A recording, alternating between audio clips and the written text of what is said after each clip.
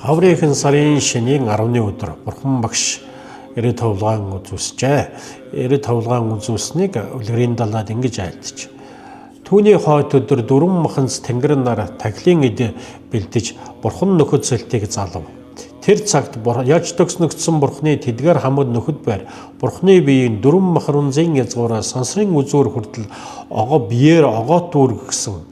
Тэдгээр биеэс гэрэл гараад хамаг нөхдөд богдсын номыг үзүүлэхгүй байр тодорхой сонсон үзээд тэдгээр нөхөд үлэмж баясан бисэршинд Бурхан багш тэдэнд ямарваа номыг үзүүлснээр дээргүй үнэн төгс туулсан бод хутагт сэтгэл үүсгэж хутаг олсон ба тэнгэр хүний үндэс буйны үнсийг үүсгчид тоо томшгүй болов.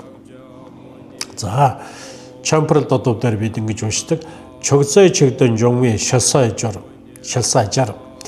жалби жээгөө саринга донгорби чүцэн сэрзэ барду чавзадна пандэ түчрэ павла чансаалаа.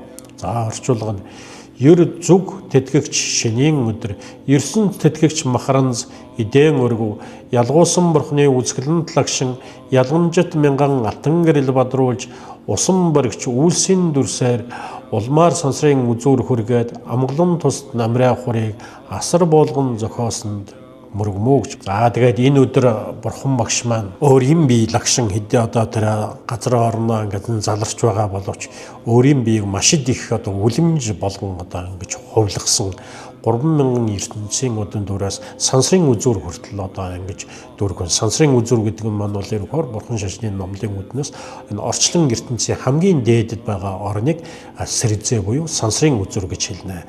Тэр хүртэл бие ингэж дүүргэн бие маш их болгон гэж хувилгаж үзүүлсэн. Ярэ товлгаан үзүүлжээ. За тэр цагт биеэсээ гэрэл гараад за тэгээд шав нөхөсөлтийн тэр гэрэлээрээ болохоор одоо маш их номыг айлдсан. Ийм одоо гайхамшигтай ярэ товлгаан үзүүлсэн өдөр байна. За энэ дээр бас нэг үгийг нь бас тайлбарлая.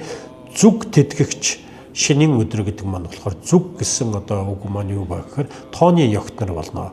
За Бурхан шашны номын үднээс ингэж авч үзвэл зүг гэдэг маань 10-ын ёгтнор болно. 10-ын тооны.